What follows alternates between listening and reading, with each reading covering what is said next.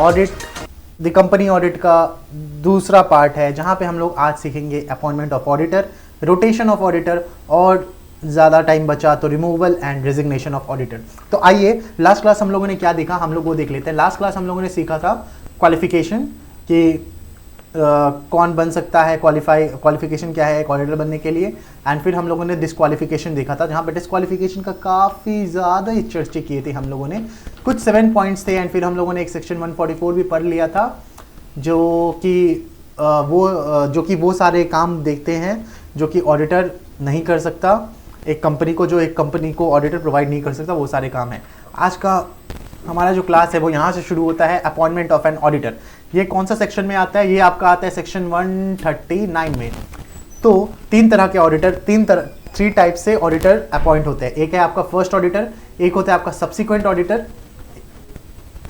Auditor, और एक होता है आपका कैजुअल वैकेंसी। एक एक करके हम लोग तीनों पढ़ने वाले हैं। तो सबसे पहले आते हैं हम लोग फर्स्ट ऑडिटर पे हम लोग सबसे पहले आते हैं। एक सेकेंड गाइज,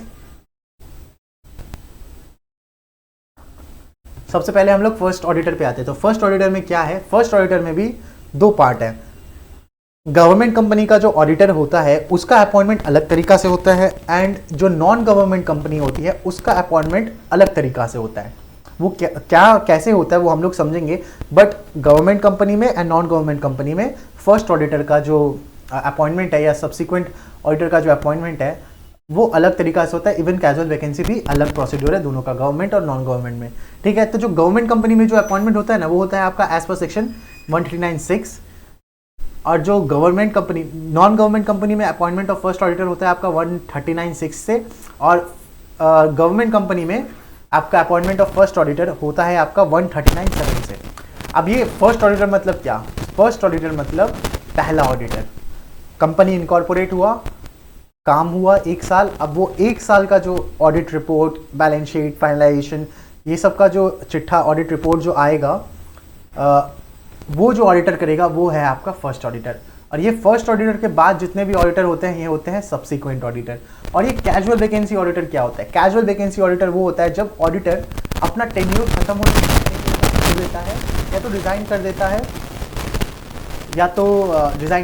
या तो मर जाता है। जैसे डीओ मर जाता है मतलब खुद रिजाइन करता है, मर जाता है मतलब क्लाइमेटली नेचुरल तरीके से वो क्या बोलते हैं सर्विस नहीं दे पाएगा, भूत तो आएगा नहीं ऑडिट करने।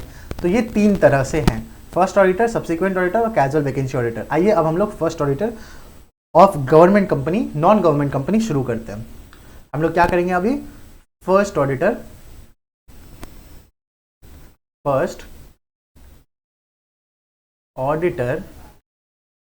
ऑफ क्या करेंगे अभी? Non government company, non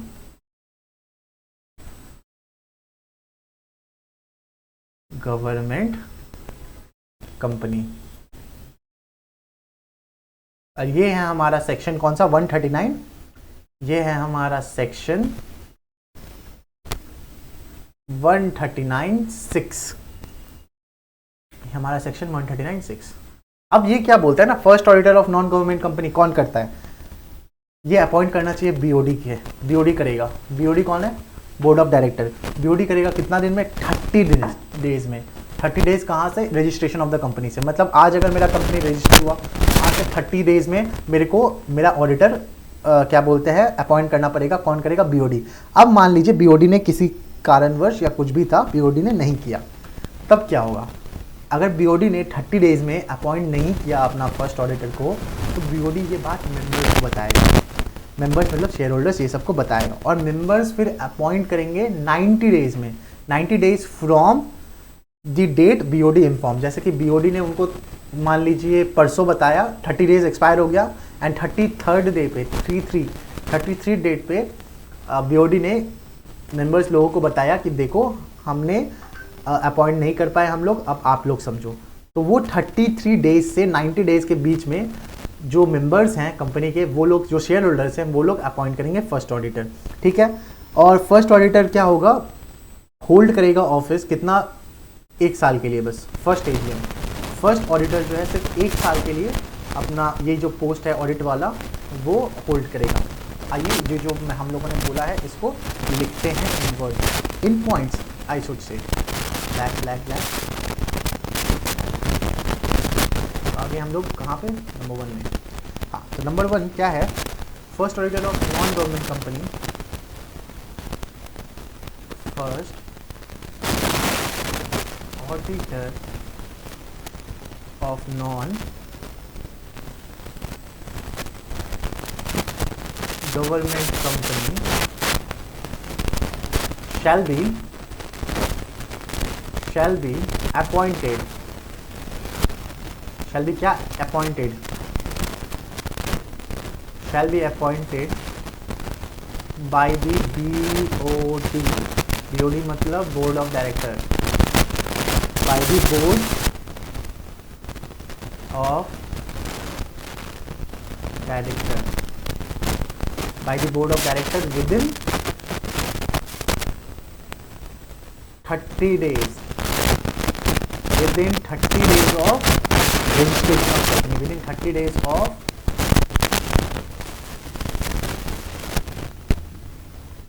registration of company, full stop. अब बीओडी ने नहीं किया, बीओडी मान लीजिए भूल गया, बीओडी ने नहीं किया, तब क्या है, तब है दूसरा point, if BOD fails, if BOD, BOD मतलब board of director fails to appoint, if BOD fails to appoint, then they shall inform members, they shall inform members, members यानी shareholders,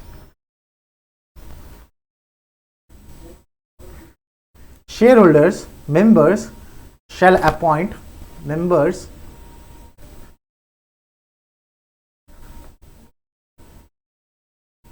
shall appoint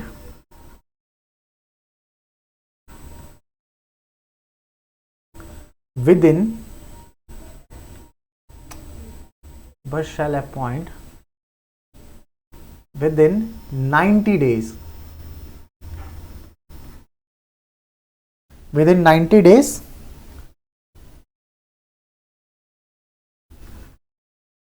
from the, within 90 days from the date BOD inform them,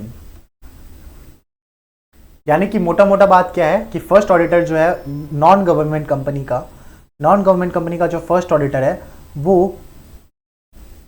होना चाहिए आपका, उसको appoint करना चाहिए by the BOD. अरे क्या हो गया, ये इसका हाल, आदत खराब है।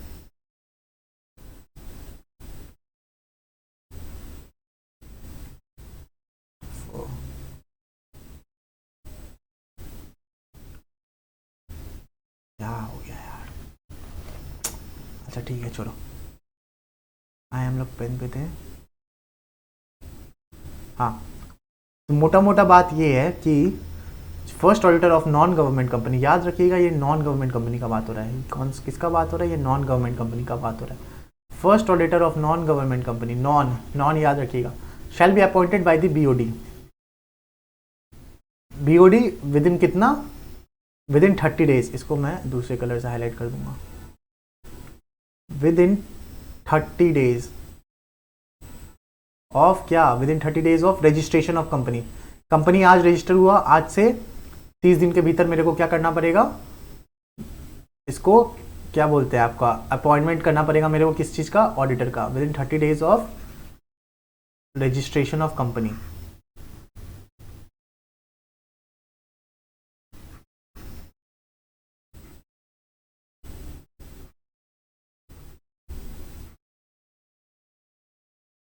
अगर बीओडी फेल हो गया तो वो क्या करेगा, वो मेंबर्स को बोलेगा, and members shall appoint within, और मेंबर्स क्या करेंगे, मेंबर्स फिर अपॉइंट करेंगे विद इन कितना, 90 days from the date BOD informs them, कितना दिन में, 90 डेज में, उस टाइम, उस दिन से जिस दिन बीओडी ने उनको इन्फॉर्म किया कि भैया हम तो इनसफिशिएंट वर्क, हम तो इनसफिशिएंट थे इसको अपॉइंट करने में, आप करो अब 90 दिन में, ठीक है। और जो ये फर्स्ट ऑडिटर होगा ना, फर्स्ट ऑडिटर कितना दिन तक होल्ड करेगा अपना position? Till the conclusion of first AGM. इसको मैं दूसरे कलर में लिखूंगा, इसको मैं दूसरे कलर में लिखूंगा एंड वो लिखूंगा इधर से, हाँ इसको मैं कहाँ लिखूँ, ठीक है नेक्स्ट पेज में लिख देता हूँ। First auditor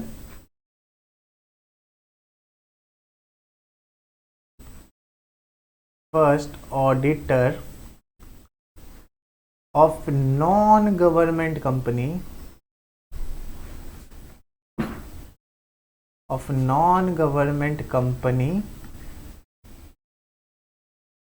to hold the office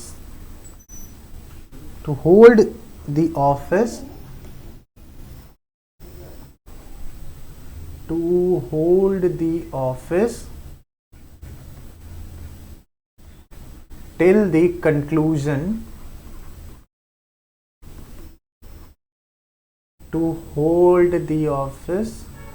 the conclusion of first AGM।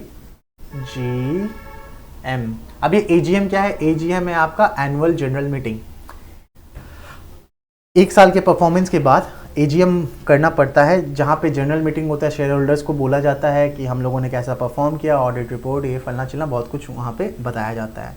नए नए मुद्दे लाए जाते हैं, क्या क्या काम करना चाहिए वो बताया जाता है, आगे फ्यूचर क्या है कंपनी का, वो सब वहाँ पे डिस्कस होता है। ये क्या है आपका? Annual general meeting. एनुअल क्यों? क्योंकि ये साल में एक बार होता है।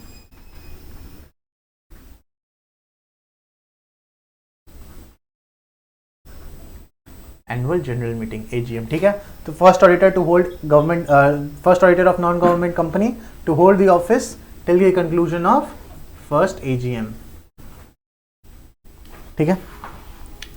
अब आगे हैं हम लोग, आगे अब बात करेंगे हम लोग first auditor of government company.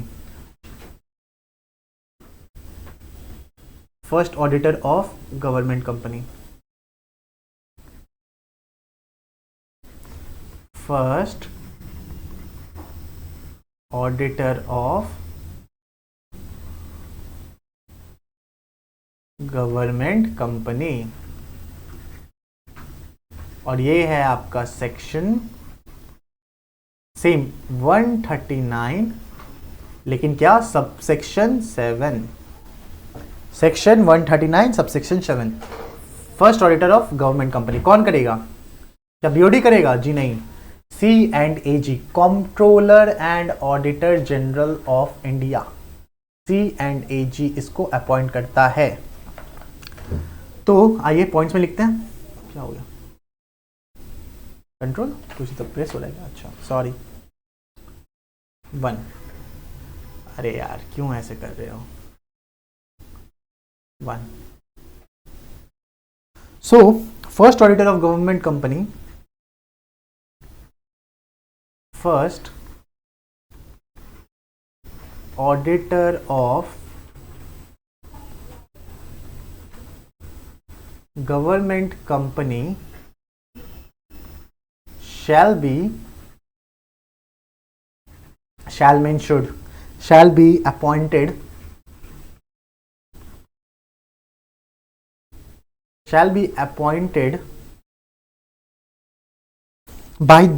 by C&AG। अब C&AG का मतलब हो गया आपका controller,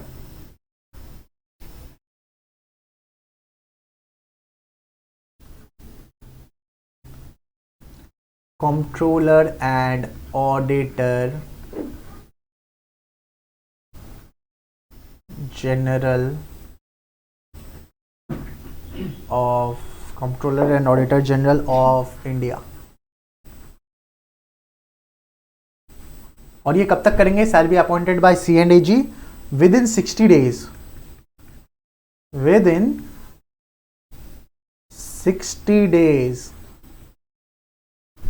within 60 days of registration of company, within 60 days of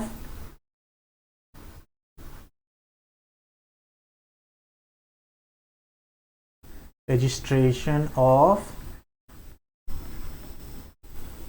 company, with in 60 days of registration of company. एक बात बताइए, CNAG कोई इंसान होता है कि कोई पोजीशन का नाम है? CNAG, CNAG एक पोजीशन का नाम है। अगर मैं आपको करंट जो CNAG है उनका नाम बताऊं तो वो कोई मुर्मू है। एक बार मेरे को सर्च करने लीजिए, current C&AG of India, current C&AG of India, Girish Chandra Murmu. ये IAS हैं एंड ये अभी करंट के क्या हैं, आपके करंट के ये C&AG हैं।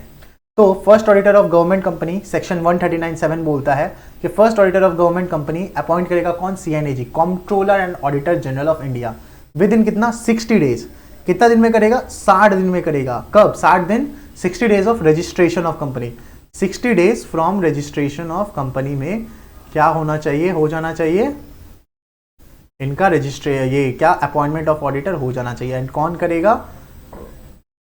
कौन करेगा? C&AG करेगा। 60 days of registration of company, 60 days of registration of company.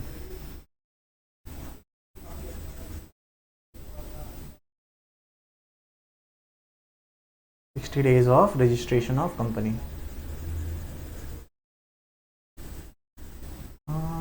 ये जस्ता है तेरा, तूने अब जाना है। Appointed by C&AG। ये अपॉइंट कौन कर रहा है, कितना दिन में कर रहा है, ये याद रखना चाहिए, इस पे क्वेश्चन आ जाता है। लेकिन अगर आप ऐसे लिखोगे कि हाँ, अगर आप डेट एंड ये कौन करता है, फिर अगर वो नहीं कर पाया तो कौन करेगा, अगर वैसे लिखोगे तो डेफिनेटली आपको एक अच्छा स्कोर मिलेगा, अच्छा मार्क्स मिलेगा। First auditor of government company shall be appointed by C&AG, controller auditor general of India, with in 60 days of registration of company. अब इसके बाद अगर C&AG फेल हो गया तब क्या होगा? If C&AG fails, what if C&AG fails, what if C&AG fails. तो दूसरा पॉइंट है आपका, what if C&AG fails. If, क्योंकि C&AG के पास बहुत सारे काम है, अगर C&AG फेल हो गया तो क्या करेगा C&AG? अगर C&AG ने अपॉइंटमेंट करने से फेल हो गया, वो 60 डेज में नहीं कर पाया तो क्या होगा? इफ C&AG फेल्स, एक second, fails to appoint, then BOD, company का जो BOD होगा, फिर से एक बार लिख देता हूं, बोर्ड ऑफ डायरेक्टर।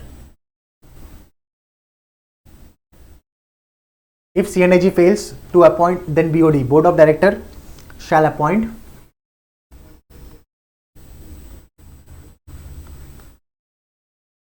इस चैप्टर में एक खास बात है, जहां BOD वहां 30 डेज। क्या? जहां BOD वहां 30 days. If C&AG fails to appoint, then BOD shall appoint within 30 days, within 30 days of such information, within 30 days of such information from C&AG, within 30 days of such information from C&AG। ठीक है, यहां तक रखते हैं। इसके बाद अगर BOD भी फेल हो गया, what if BOD also fails to appoint? What if BOD also fails to appoint? What if BOD also fails to appoint? If BOD also fails to appoint, then क्या करेगा? then जो ऊपर था, क्या था ऊपर? ऊपर क्या था? ऊपर क्या था? BOD fails to appoint, then shall inform members, वही यहां पे भी है। then system is slow, if BOD also fails to appoint, it shall inform members,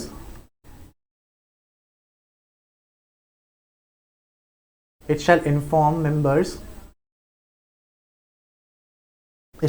members who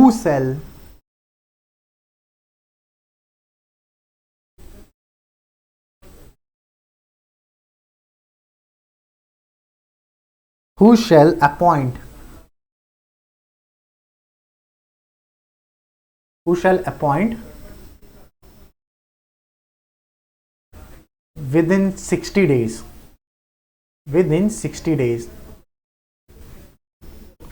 in EGM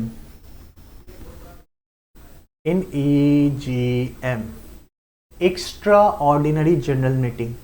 extra ordinary मतलब क्या, जहाँ पे नॉर्मल जो डेली चीज़ें जो जनरल मीटिंग में होती है, जो एजीएम में होती है, वो नहीं। ये उन मैटर्स के लिए बात है जो कि मतलब इतने इंपॉर्टेंट है कि ईजीएम करना पड़ रहा है। With in 60 days in extra ordinary.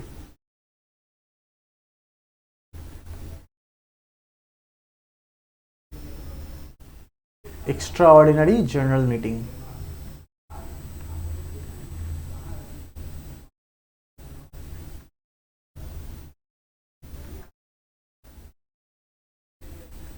In extraordinary general meeting. तो अभी हम लोगों ने क्या देखा, हाईलाइट करते हैं एंड फिर से एक बार रिवाइज भी हो जाएगा। तो हम लोगों ने देखा if CNAG fails to appoint then BOD shall appoint within 30 days of such information from CNAG। अब पता चल जाता है, इंफॉर्मेशन फ्रॉम CNAG भी नहीं भी आया तो भी ये लोग को पता रहता है कि अपॉइंट नहीं हुआ है, तो ये लोग जिस दिन पता चला उस दिन से 30 दिन के भीतर क्या करेंगे, अपॉइंट कर लेंगे। If BOD also fails, if BOD also fails,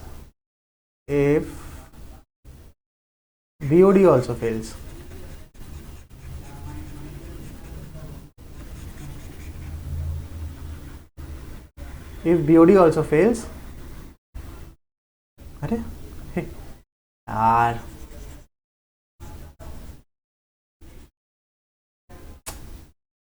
what is this nonsense।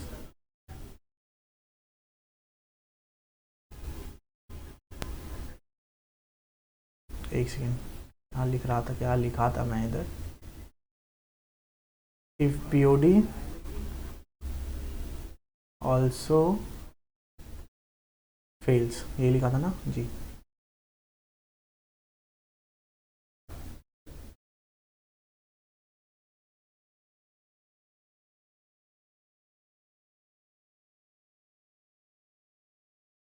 If BOD also fails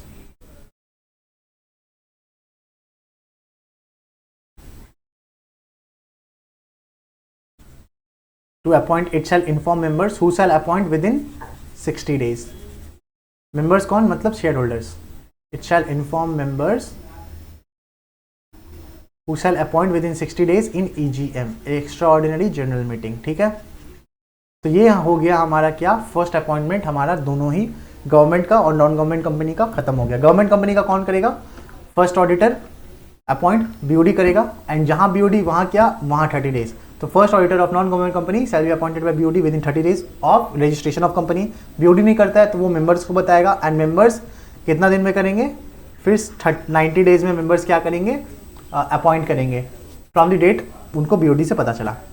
ठीक है, और first auditor of non government company कितना दिन तक होल्ड करेगा office, till the conclusion of first AGM। ठीक है, अब वही अगर फर्स्ट ऑडिटर है गवर्नमेंट कंपनी का, तो गवर्नमेंट कंपनी का फर्स्ट ऑडिटर अपॉइंट करता है CNAG with in 60 days of registration of company. 60 दिन के अंदर रजिस्ट्रेशन होने के 60 दिन के अंदर CNAG अपॉइंट कर देता है। अगर CNAG अपॉइंट नहीं किया तो BOD अपॉइंट करेगा विद इन 30 डेज।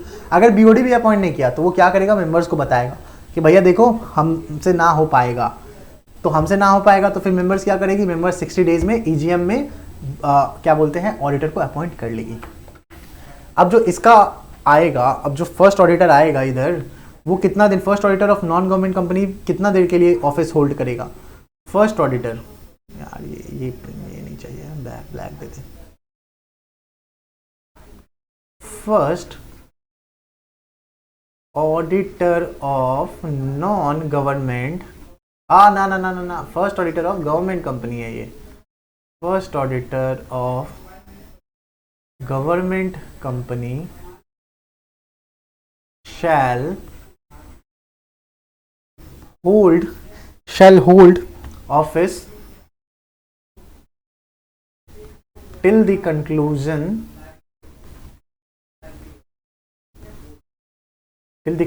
of क्या, फर्स्ट AGM। यानी ये भी फर्स्ट AGM एनुअल जनरल, पहला एनुअल जनरल मीटिंग तक ये क्या करेगा, अपना पोजीशन होल्ड करेगा। ऑफ गवर्नमेंट कंपनी भी, same as non government company वाला। ये था पॉइंट नंबर 4। तो पॉइंट वाइज पढ़ेंगे तो क्या रहेगा, अपने को क्या रहेगा, समझ इजी, चीज़ें इजी लगेंगी एंड हमें क्या रहेगा, वो एक मेमोरी बोलते हैं ना कि मेमोरी में फिट हो जाना, इमेज मेमोरी बन जाएगा हमारा। ये हो गया 4, ये भी 4 है। अब आते हैं हम लोग सब्सीक्वेंट ऑडिटर पे। सब्सीक्वेंट ऑडिटर मतलब क्या, फर्स्ट ऑडिटर तो हो गया, उसके बाद क्या होगा, तो उसको हम लोग क्या बोलते हैं, सब्सीक्वेंट ऑडिटर। तो सब्सीक्वेंट ऑडिटर में भी हम लोगों का क्या था, गवर्नमेंट कंपनी था एंड नॉन गवर्नमेंट कंपनी था। तो सबसे पहले आते हैं हम लोग नॉन गवर्नमेंट कंपनी पे। सब्सीक्वेंट ऑडिटर, पेन चेंज कर लूँ, I want to switch to red, thank you. Subsequent auditor of non government company.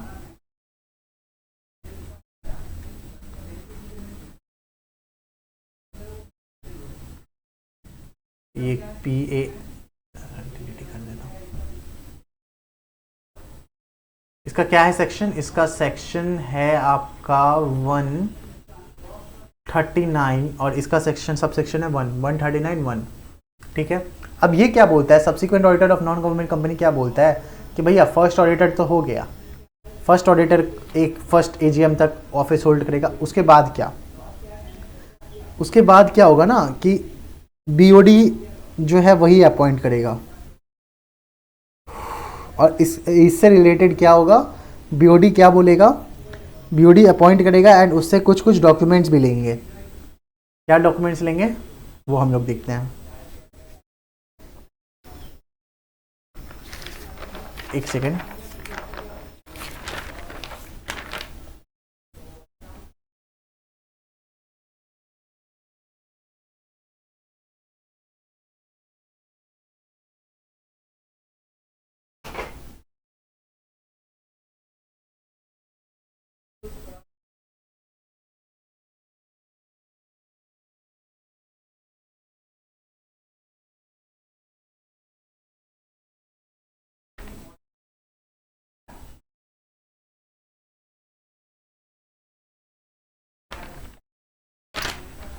तो ये थोड़ा ब्रेक ले रहा था, देख रहा था आगे क्या क्या बचे हैं। तो subsequent auditor of non government company section 139 shell be appointed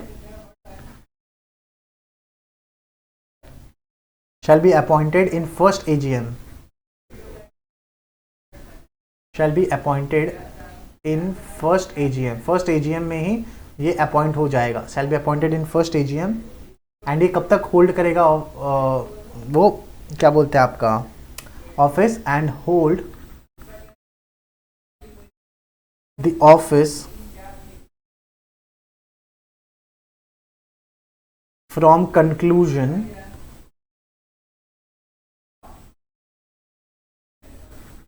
of first AGM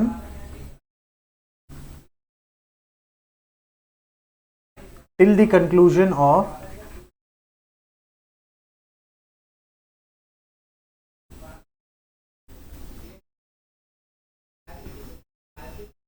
every sixth AGM, every sixth माने कि 1 फिर 12 फिर वैसे, ठीक है। shall be appointed in first AGM and hold the office till the conclusion of every sixth AGM, every sixth AGM तक ये क्या करेगा, ऑफिस होल्ड करेगा। अब इससे क्या है ना, हमें कुछ कुछ तो ये था, आई डोंट थिंक वो आपके सिलेबस में है रेटिफिकेशन वाला, आप इतना ही रखो, ठीक है। अब आते हैं हम लोग सब्सिक्वेंट ऑडिटर ऑफ कौन, government company.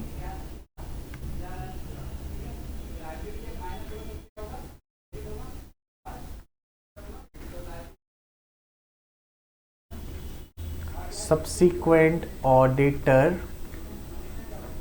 of government, handwriting बहुत बेकार, erase it, subsequent auditor of government company. ये क्या है, सेक्शन 139 सबसेक्शन 5 सेक्शन 139 सबसेक्शन 5। अब subsequent auditor of non government company कौन अपॉइंट करेगा? सब्सिक्वेंट ऑडिटर गवर्नमेंट कंपनी का अपॉइंट करेगा, subsequent auditor of government company appoint करेगा C&AG shall be appointed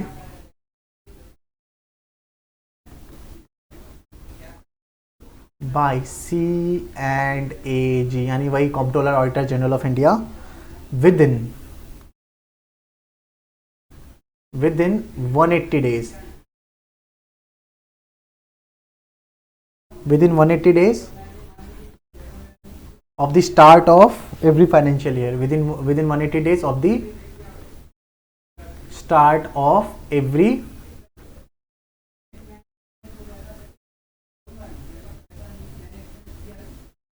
financial year.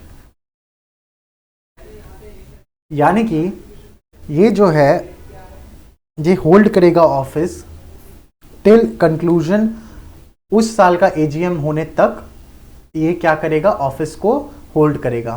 That is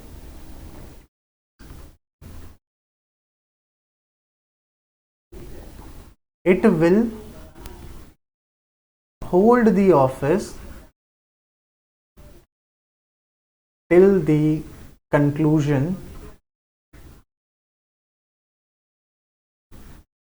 of that year's AGM।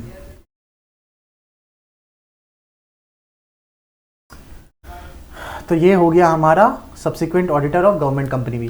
Subsequent auditor of non government company shall be appointed in first AGM. पहला जो AGM होगा वहां पे जो first auditor था उसका holding period खत्म एंड वहां से सब्सिक्वेंट ऑडिटर, वहाँ पे सब्सिक्वेंट ऑडिटर चूज होगा, अपॉइंट होगा और वो 5 साल तक क्या करेगा? होल्ड ऑफिस करेगा। लेकिन subsequent auditor of government company क्या है? ये अपॉइंट करेगा C&AG विद इन 180 डेज। कितना दिन में? 180 डेज में from the start of every financial year, with in 180 days from the start of every with in 180 days of the start of every financial, of the start of every, mark the word every financial year. और ये कौन करेगा? C&AG करेगा, controller auditor general of India. यानी कि जो government company का auditor होता है ये हर साल चेंज होता है, चेंज नहीं होता है, मतलब हर साल नया अपॉइंट होता है।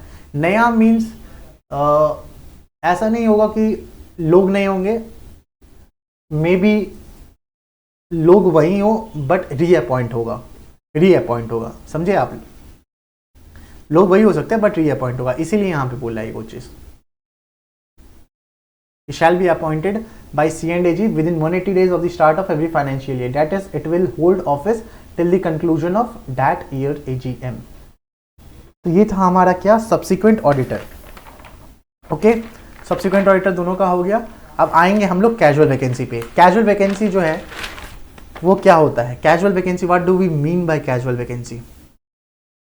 पहले वो लिखते हैं एंड फिर हम लोग आगे बढ़ेंगे। Casual vacancy means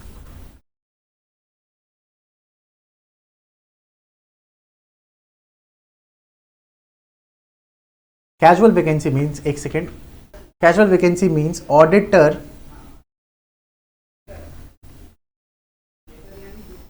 has vacated the office before the expiry of his term.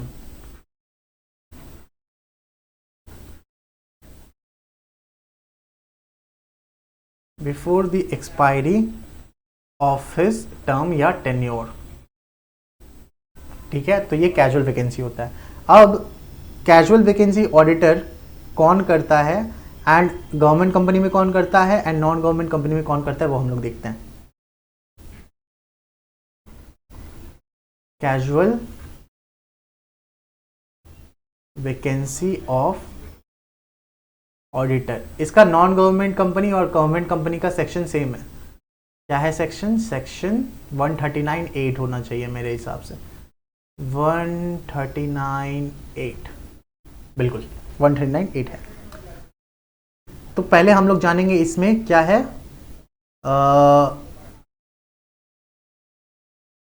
Non government company का कौन करेगा? Non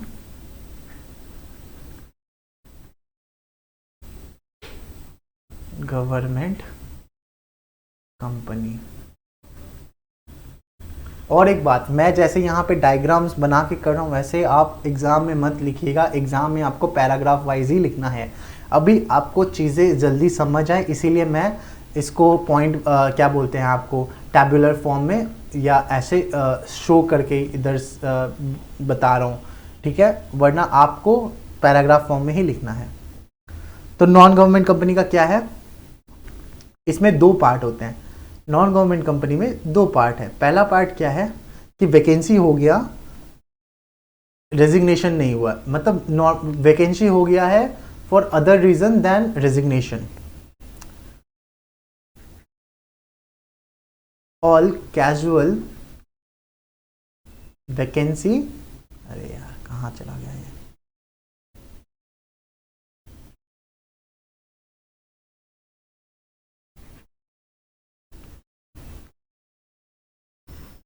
all casual vacancy except resignation.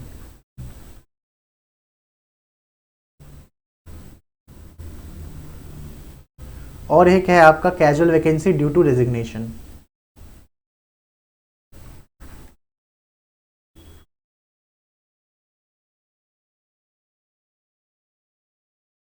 Casual vacancy due to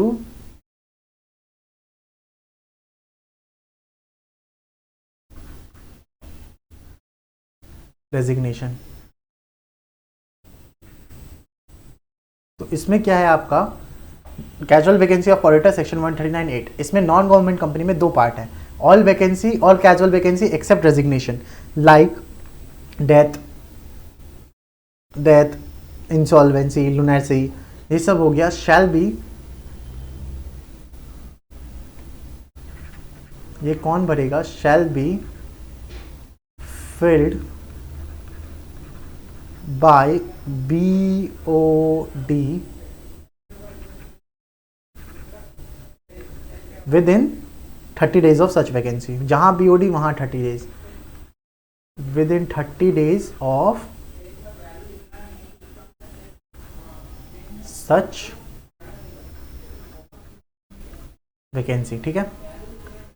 वही चीज अगर कैजुअल वैकेंसी हो गई due to resignation, I know मेरा photo आ रहा होगा बट क्या करें, ठीक है मैं लिख लेता हूं, फिर मैं क्या करूंगा अपना वीडियो को थोड़ा हटा दूंगा, ओके। या मैं बोल बोल के लिख रहा हूं ना, तब तक आप लिख लो। मैं तो बोल बोल के लिख रहा हूं, ऐसा तो नहीं है मैं छुपा के लिख रहा हूं या बिना बोले लिख रहा हूं, बस लिखते जा रहा हूं। मैं बोल बोल के समझा के लिख रहा हूं। तो कैजुअल वैकेंसी अगर ड्यू टू रेजिग्नेशन हुआ तो ये कौन भरेगा, ये मेंबर्स भरेगा। इसका लॉजिक भी मैं बताऊंगा। Shall be filled by members within 3 months, shall be filled by members within 3 months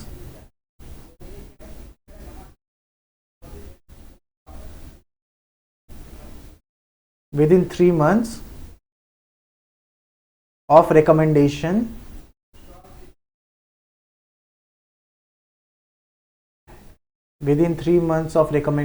of BOD, यानी कि कौन रिकमेंड करेगा, BOD रिकमेंड करेगा।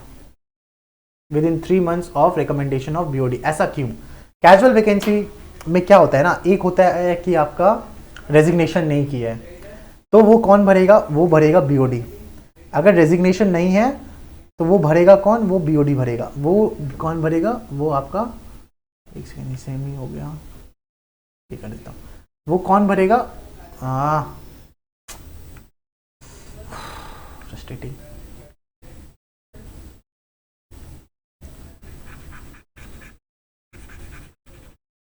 वो कौन भरेगा, shall be filled by BOD, वो BOD ही भरेगा।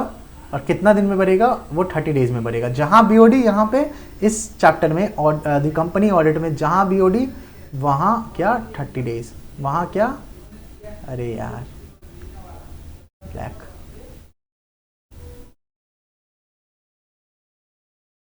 With in 30 days of such vacancy, ठीक है। फिर आपका आ जाता है क्या, रेजिग्नेशन के वजह से। अब रेजिग्नेशन कब देता है ऑडिटर, जब ऑडिटर को मैनेजमेंट के साथ अच्छा जमता नहीं है, या ऑडिटर को ऑडिटर जो बोलता है मैनेजमेंट वो सुनता नहीं है, या ऑडिटर और मैनेजमेंट में हमेशा झगड़ा होते रहता है, ये हम लोग सीखेंगे। इसके ऊपर एक ऐसे भी है, स्टैंडर्ड ऑडिटिंग भी है। तो casual vacancy due to resignation में क्या होता है ना, ये खतरा रहता है कि मैनेजमेंट के साथ अनबन थी, कुछ गड़बड़ है, इसीलिए मैनेजमेंट ने, ऑडिटर ने क्या किया, मतलब दिमाग खराब ना करते हुए रिज़ाइन कर दिया, कुछ तो लोचा है। इसीलिए यहाँ पे बोला गया है कि ये जो वैकेंसी होगा ना, रेजिग्नेशन की वजह से जो वैकेंसी होगा, ये कौन भरेगा, ये भरेगा मेंबर, ये मेंबर भरेगा with in 3 months of recommendation bye BOD. BOD recommend करेगा, लेकिन कौन सेलेक्ट, कौन अपॉइंट, कौन करेगा, अपॉइंट करेगा आपका मेंबर्स लोग अपॉइंट करेंगे, रिकमेंड करेगा बीओडी, ठीक है। तो फिर हमारा यहाँ पे क्या हो गया, अपॉइंटमेंट ऑफ ऑडिटर पूरा का पूरा खत्म हो गया, अपॉइंटमेंट ऑफ ऑडिटर पूरा का पूरा खत्म हो गया। नहीं, अपॉइंटमेंट ऑफ ऑडिटर पूरा का पूरा खत्म नहीं हुआ, एक बचा है, और वो है क्या, कैजुअल वैकेंसी। ब्लंडर करने वाले थे, एक मेरे को पेज चाहिए इधर से,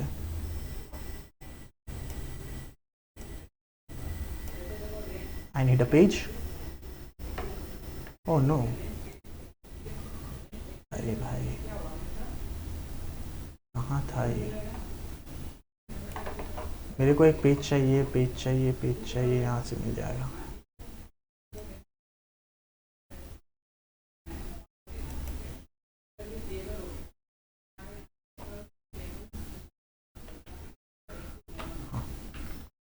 पेज मिल गया मेरे को, casual vacancy of auditor, subsequent auditor, फिर ये फर्स्ट ऑडिटर। आई होप आप लोग ये लिख रहे हो, लिखते रहोगे ना तो क्या होगा ना, तुमको फिर दोबारा ये उतना मेहनत करने का ज़रूरत नहीं है। First auditor of government company, first auditor of non government company, first auditor of government company, फिर subsequent auditor of non government company, first AGM में जो अपॉइंट होगा, फिर subsequent auditor of government company, CNDG इसको भरेगा, and फिर casual vacancy auditor non government company का हो गया, अब गवर्नमेंट कंपनी का बारी है। Casual vacancy of government company, casual vacancy of government company, casual vacancy auditor, casual vacancy auditor of government company, इसका भी सेक्शन वही है, सेक्शन 139(8). ये क्या बोलता है कि जितना भी कैजुअल वैकेंसी है, जो भी रेजिग्नेशन हो या डेथ, लुनेटिक, कुछ भी हो, वो कौन भरेगा, वो भरेगा हमारा कौन, वो भरेगा हमारा CNDG। यहाँ पे एक बात लिख लेना, all casual vacancy except resignation का एग्जाम्पल लिख लेना कुछ, और उसका एग्जाम्पल है आपका, मैं कुछ और पेन यूज़ कर लूँ, उसका एग्जाम्पल है आपका, ग्रीन दे देते हैं, इसको डिलीट कर देते हैं।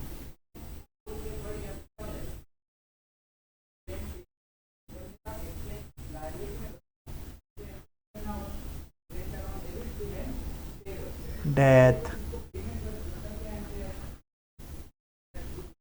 लुनेटिक, etc, ठीक है। इंसॉल्वेंट भी लिख सकते हैं,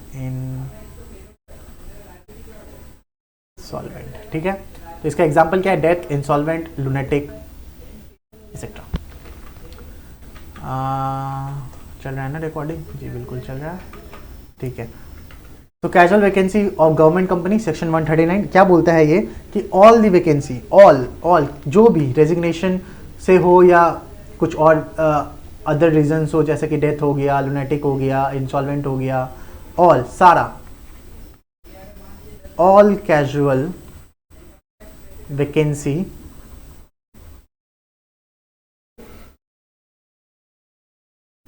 shall be filed, shall be filed नहीं यार, क्या लिख रहा हूँ, filled, shall be filled by comptroller and auditor general C and AG within कितना 30 days, within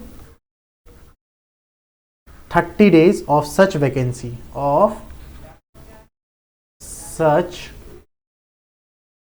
casual vacancy, failing which, अगर BOD नहीं किया, अगर C&AG नहीं कर पाया, failing which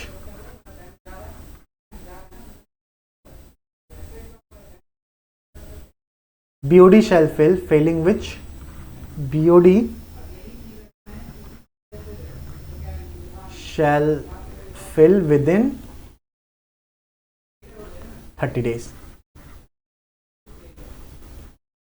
within next 30 days, within next 30 days. तो क्या बोल रहा है? All casual vacancies shall be filled by C&AG within 30 days. नहीं ब्लैक से यार, हाँ, तो all casual vacancy shall be filed by C&AG within क्या? within 30 days, within 30 days of such vacancy, within 30 days कब से? within 30 days of such, within 30 days of such casual vacancy, failing which, अगर C&AG नहीं कर पाया तो BOD करेगा next 30 days में, यानी कि जिस दिन वो 30 डेज खत्म हुआ उसके नेक्स्ट 30 डेज में BOD क्या करेगा? अपॉइंट कर लेगा, in case of government company. तो यहाँ पे हमारा क्या होता है? अपॉइंटमेंट ऑफ ऑडिटर पूरा का पूरा हमारा होता है कंप्लीट।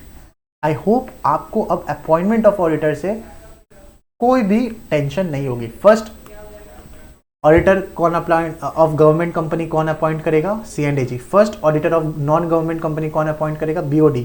जहां BOD वहां 30 डेज, ठीक है। तो ये हमारा फर्स्ट ऑडिटर और अपॉइंटमेंट ऑफ ऑडिटर यहाँ पे होता है खत्म। अब इसके बाद आता है एक कंसेप्ट, वो कंसेप्ट का नाम है क्या? Rotation of auditor. वो भी करेंगे, थोड़ा सांस ले लें। हम लोगों ने सीधा सीधा पढ़ाई की है बस। No no no no, get out.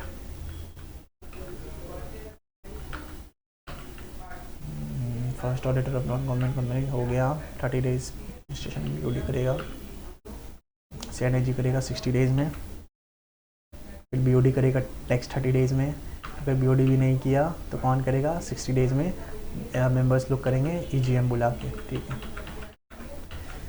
तो आइए अब हम लोग करते हैं रोटेशन ऑफ ऑडिटर। अब ये रोटेशन ऑफ ऑडिटर क्या है ना?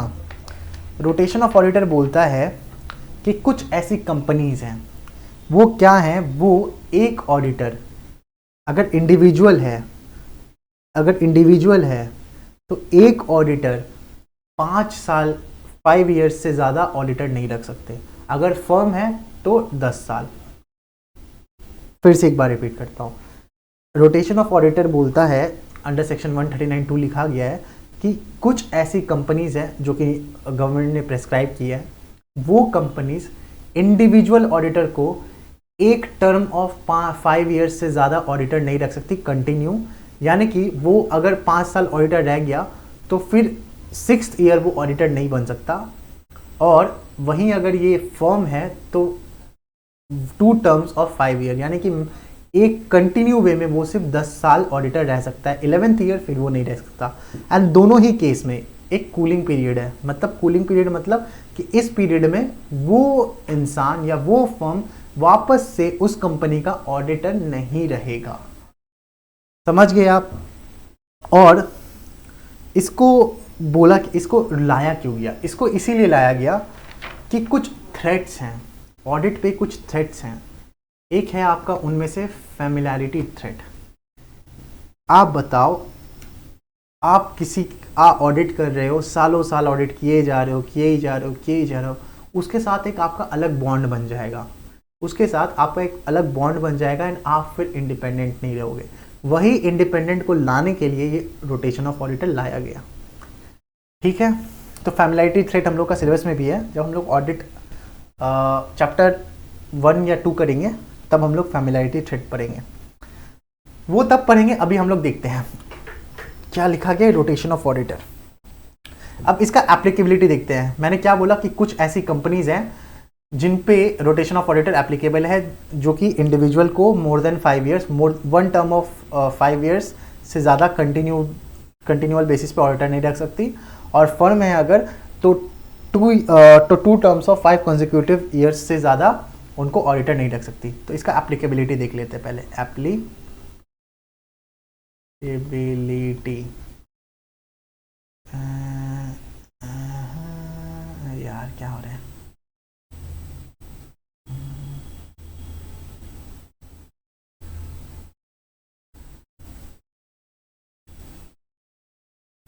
एक सेकेंड, थोड़ा अच्छा हैंड राइटिंग, थोड़ा ट्राई करते हैं अच्छा हैंड राइटिंग का।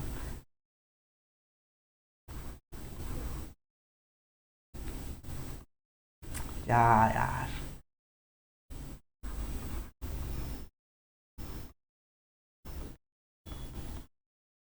एप्लीकेबिलिटी, तो सबसे पहले ये एप्लीकेबल है किस पे, लिस्टेड कंपनीज पे। लिस्टेड कंपनीज यानी कि जो स्टॉक मार्केट में लिस्टेड है, ठीक है। अब लिस्टेड कंपनीज का ना एक रूल भी था, वो अगर रूल मैं लिखा हूँ, मैं भूल गया। तो लिस्टेड कंपनीज मतलब वो कंपनीज हैं जिनका शेयर लिस्टेड है, लिस्टेड मीन शायद डिवेंचर भी वैसे लिस्टेड है, वो भी कुछ है, ठीक है। अब अभी तक समझो, लिस्टेड कंपनीज मतलब वो कंपनीज जो स्टॉक मार्केट में लिस्टेड है, ठीक है, जिनका securities, share and securities stock market में लिस्टेड है। पहला है लिस्टेड कंपनीज, दूसरा है such companies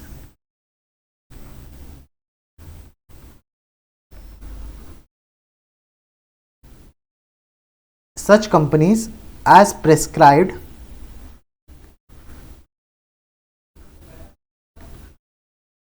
prescribed in Rule 5।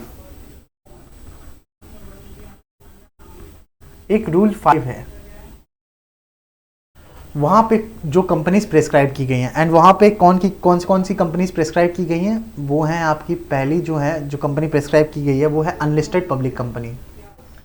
Unlisted public company, unlisted public company क्योंकि यहाँ पे लिस्टेड तो आ गए, तो जो लिस्टेड कंपनीज हैं ऊपर चले गए, फिर आ गया आपका unlisted public company. Unlisted public company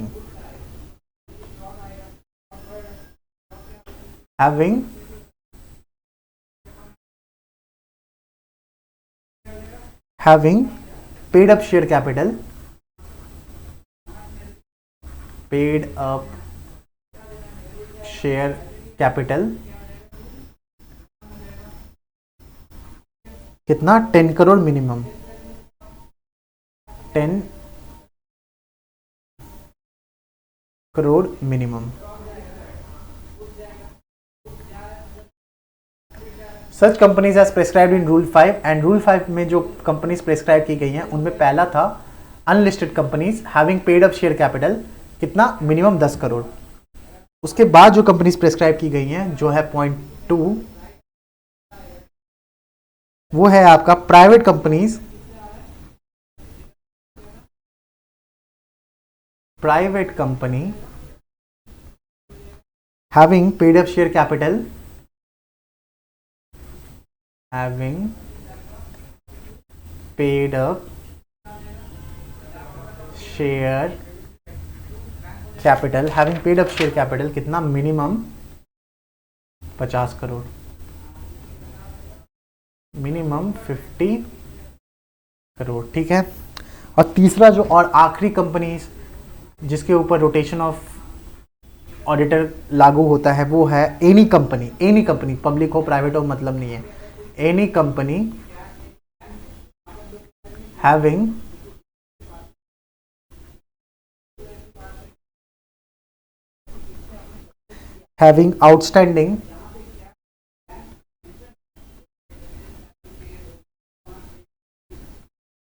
outstanding loans, borrowings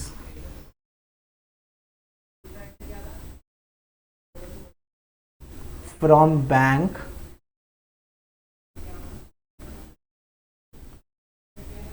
bank और फाइनेंशियल इंस्टीट्यूशन, फाइनेंशियल इंस्टीट्यूशंस हो गया आपके नॉन बैंकिंग फाइनेंशियल कंपनीज जो हो गए जो लोन देती है, जैसे बजाज हो गया, बजाज फिनसर्व, एनबीएफसी है, बोरोइंग फ्रॉम बैंक और financial institution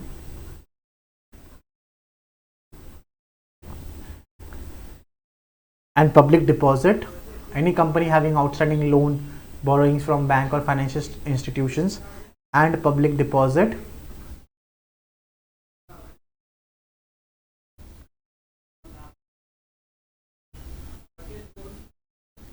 deposit minimum 50 crore.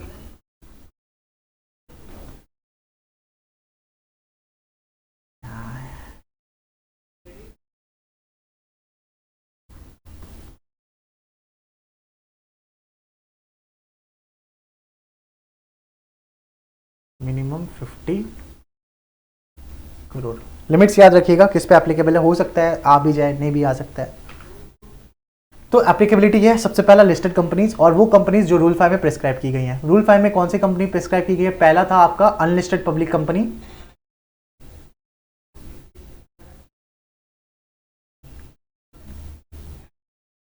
पहला था आपका, एक सेकंड में हाइलाइटर में शिफ्ट हो जाऊं, पहला था आपका क्या? Unlisted public company having paid up share capital कितना? 10 करोड़ मिनिमम। 10 करोड़ मिनिमम अगर उसका पेड अप शेयर कैपिटल है तो वो क्या है? रोटेशन ऑफ ऑडिटर उस पर एप्लीकेबल है। दूसरा था आपका प्राइवेट कंपनी, पब्लिक नहीं, प्राइवेट कंपनी, क्या हो गया? इरेज हो गया। अरे इसमें एक्चुअली पेन में इरेजर वाला ऑप्शन दिया हुआ है, इसीलिए वो दिक्कत हो रहा है। प्राइवेट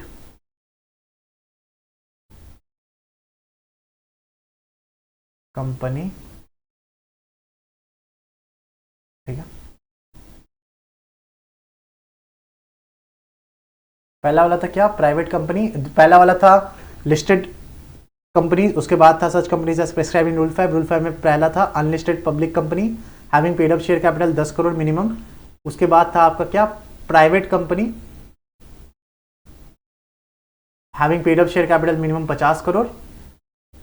और तीसरा था एनी कंपनी, पब्लिक हो प्राइवेट हो फर्क नहीं पड़ता, जिसके पास आउटस्टैंडिंग लोन, बोरोइंग्स या पब्लिक डिपॉजिट है कितना? मिनिमम 50 करोड़, ठीक है।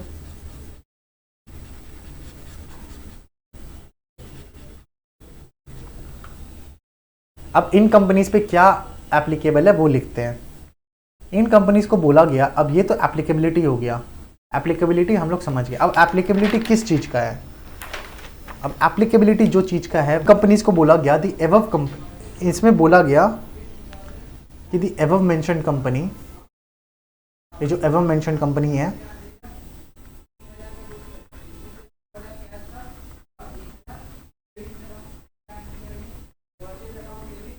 the above mentioned company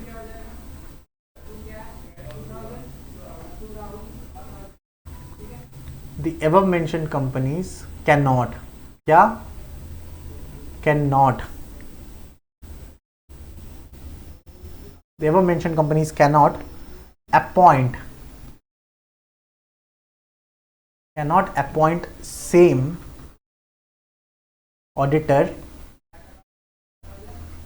cannot appoint same individual auditor, I will say same individual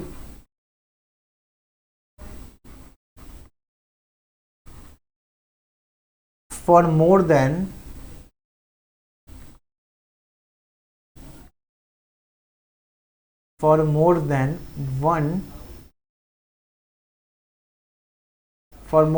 one term of 5 years, for more than one terms of 5 consecutive years, मतलब लगातार continue, for more than one terms of 5 consecutive years, for more than one terms of 5 consecutive years, and same firm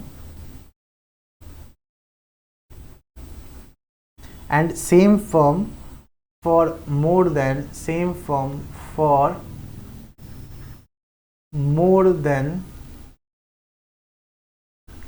two terms of 5 consecutive years, for more than 2 terms of 5 consecutive year। यानी कि क्या बोला गया है कि जो ऊपर mention companies है वो क्या करेंगी? सेम इंडिविजुअल को एक टर्म ऑफ 5 कॉन्जिक्यूटिव ईयर्स से ज़्यादा अपॉइंट नहीं कर सकती। मतलब वो 5 साल लगातार रहेगा, उसके बाद 6th ईयर चेंज करना पड़ेगा। वही अगर वो फर्म है तो वो 10 साल, 2 terms of 5 कंसेक्यूटिव ईयर बोला है ना, तो टोटल 10 साल तक वो सेम ऑडिटर आप रख सकते हो। 11th ईयर आपको चेंज करना पड़ेगा। लेकिन क्या ये ज़िंदगी भर के लिए उसको नहीं रख सकते क्या वापस? नहीं रख सकते हैं। कितना साल के लिए नहीं रख सकते हैं? 5 साल के लिए। Cooling period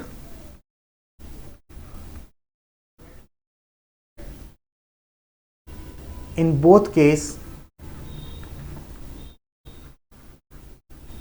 is 5 years। ठीक है, इधर हाईलाइट करना है कुछ जी। कैनॉट, कैनॉट पहला है, कैनॉट अपॉइंट इंडिविजुअल। इंडिविजुअल कितना? फॉर मोर देन, अरे यार को हाईलाइट कर लूँ फिर उधर इंडिविजुअल लिख दूँ। इंडिविजुअल को क्या नहीं कर सकते? अपॉइंट नहीं कर सकते for more than 1 term of 5 consecutive year. For more than 1 term of 5 consecutive year, मतलब 6th ईयर फिर मेरे को ये चेंज करना पड़ेगा। लेकिन मैं इसको 5 साल का जो कूलिंग पीरियड हो जाएगा फिर मैं इसको क्या कर सकता हूँ? री अपॉइंट कर सकता हूँ। और सेम फर्म के लिए क्या है rule? For more than 2 terms of consecutive year मैं नहीं कर सकता अपॉइंट। मतलब 11th ईयर 10 साल तक मैं सेम फर्म को रख सकता हूँ अपना ऑडिटर, लेकिन फिर मेरे को चेंज करना पड़ेगा एंड बीच में मेरे को 5 साल का गैप रखना पड़ेगा इसको वापस अपॉइंट करने के लिए, वही बोला गया है।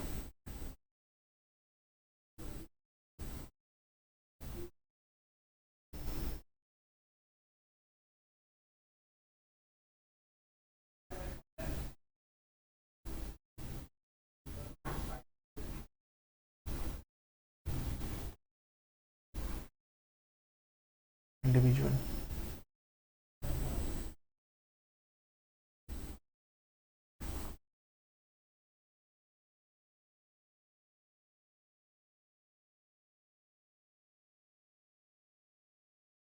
Individual for more than 1 term of 5 consecutive year. ठीक है, अब कुछ कंपनीज हैं जिन पे ये रोटेशन ऑफ ऑडिटर एप्लीकेबल नहीं है।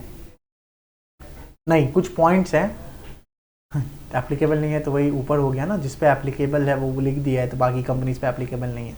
कुछ पॉइंट्स है जो आपको बताना है मेरे को अपॉइंटमेंट ऑफ ऑडिटर से रिलेटेड। स्पेस है क्या इसके बाद? नहीं है, मेरे को स्पेस चाहिए वापस से। अरे दादा स्पेस दे दो, स्पेस, स्पेस एक्स, चलो मिल गया। रोटेशन ऑफ ऑडिटर, एप्लीकेबिलिटी हो गया, एप्लीकेबिलिटी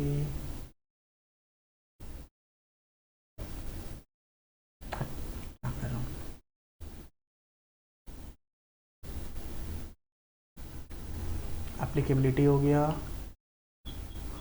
अबव मेंशन्ड ये मैंने बता दिया, ये पॉइंट ठीक है। कूलिंग पीरियड भी बता दिया, 5 साल का है बोथ केसेस में, मतलब इंडिविजुअल और फर्म के केस में। अब मेरे को जो बताना है वो ये है, जो पहला फर्स्ट ऑडिटर जो है ना उसका टर्म काउंट नहीं होता है। ठीक है, the term of first auditor is not counted, is not counted for the purpose of rotation of auditor, for the purpose of rotation of auditor। ठीक है, ये था एक पहला पॉइंट।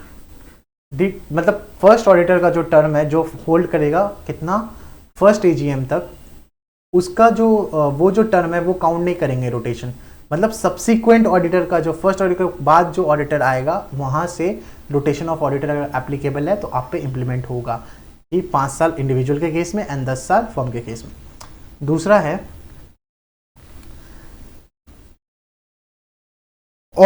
इवन दूसरा है आपका all the firms,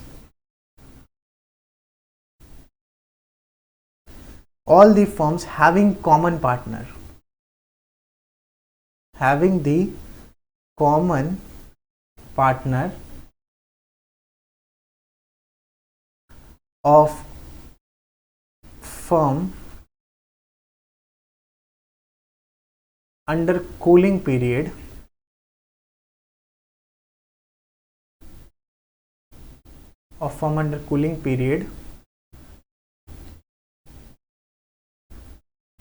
shall also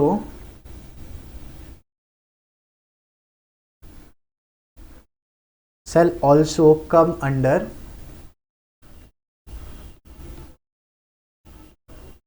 the cooling period, shall also come under the cooling period।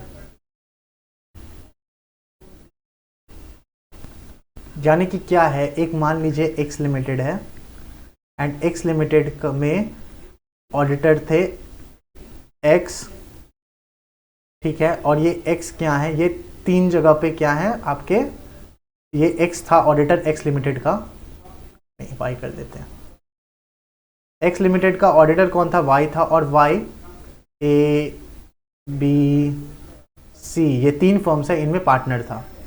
तो अब Y का टेन्योर खत्म हो गया, इंडिविजुअल था, Y का टेन्योर 5 साल का खत्म हो गया।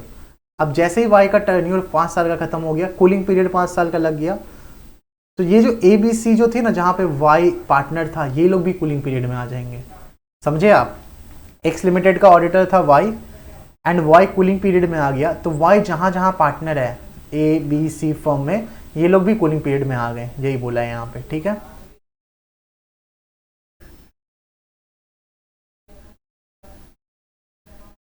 और जो थर्ड पॉइंट है वो है आपका क्या, वो छोटा सा पॉइंट है, वो है आपका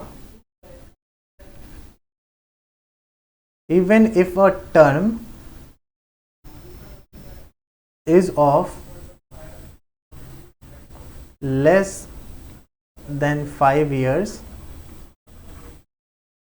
it is still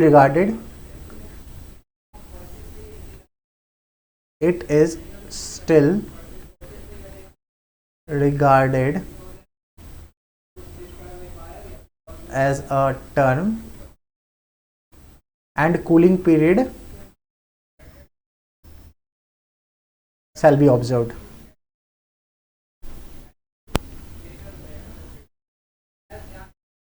cooling period shall be apply. इसका मतलब क्या हुआ, मान लीजिए एक ऑडिटर अपॉइंट हुआ था 5 साल के लिए, अब ऑडिटर 5 साल खत्म करने से पहले कैजुअल वैकेंसी हो गया, और वो कितना हो गया, 4 साल का उसका बच गया। फिर क्या हो गया, कैजुअल वैकेंसी वाला ऑडिटर आया, अब कैजुअल वैकेंसी वाला ऑडिटर 2 साल काम किया एंड फिर वो रेजिग्नेशन, एंड फिर वो क्या हुआ, वो काम छोड़ दिया, तो क्या उस पर भी कूलिंग पीरियड लगेगा? क्या वो बोलेगा कि नहीं भैया मैं वापस से 3 साल के लिए कर लेता हूँ? जी हाँ, उस पर कूलिंग पीरियड लगेगा। वो 5 साल तक फिर से क्या बोलते हैं, वो सेम कंपनी क्लाइंट का ऑडिट नहीं कर सकता, यही बोला गया। Even if a term is of less than 5 years, it is still regarded as a term. Even if auditor का टर्म कंप्लीट नहीं हुआ, लेकिन अगर वो छोड़ दिया तो वो कूलिंग पीरियड ऑब्जर्व करेगा 5 साल का, वही बोला गया है, ठीक है। आई होप आपको ये समझ आया होगा, एंड इससे सिंपल वे में मैं समझा नहीं सकता। तो आई होप आज का क्लास यही रखते हैं। कल हम लोग क्या करेंगे, कल हम लोग रिमूवल एंड रेजिग्नेशन करेंगे, और ऑडिटर का, फिर राइट्स ड्यूटीज एंड लायबिलिटीज करके एक पोर्शन इस चैप्टर का खत्म कर देंगे। उसके बाद हम लोग डेप्रिसिएशन, फिर डिविजिबल प्रॉफिट, ये सब करेंगे, ठीक है। I hope you guys like this video. Take care. तब तक bye bye. Sayonara.